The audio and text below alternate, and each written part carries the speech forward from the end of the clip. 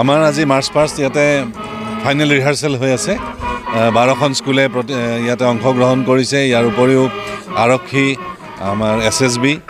আৰু NCC সকলোৱে পেৰেডত অংশগ্ৰহণ কৰিব আৰু ইয়াৰ উপৰিও আমাৰ ডিপাৰ্টমেণ্টেল এখন এক্সিবিশন হ'ব এই এক্সিবিশনখনত প্ৰায় 12টা ডিপাৰ্টমেণ্টে অংশগ্ৰহণ কৰিব আৰু ইয়াৰ লগতে আমি আমাৰ ইয়াতে তামোলপুৰ আমাৰ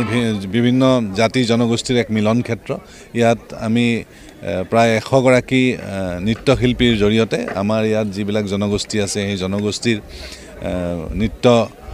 সংগীত আৰু নৃত্যৰ এক প্ৰদৰ্শন হ'ব আৰু ইয়াৰ উপৰিও বিভিন্ন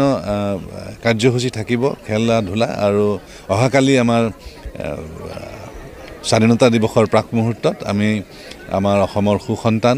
আমাৰ সুনীতা ভূঞা বাইদেউক আমি ইয়ালৈকে নিমন্ত্ৰণ জনাইছোঁ আৰু তেখেতে কালি আমাৰ সন্ধিয়া শংকৰদেৱ প্ৰেক্ষাগৃহত তেখেতৰ সংগীতানুষ্ঠান আছে আৰু তাত আমি সমূহ ৰাইজকে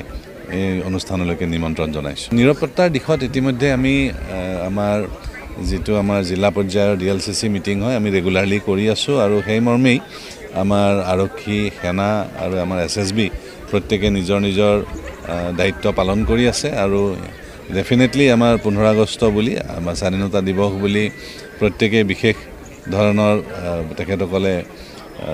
যি নাকা কৰিব লাগে বা যি ধৰণৰ তেওঁলোকৰ আছে সেইবিলাক তেওঁলোকে কৰি আছে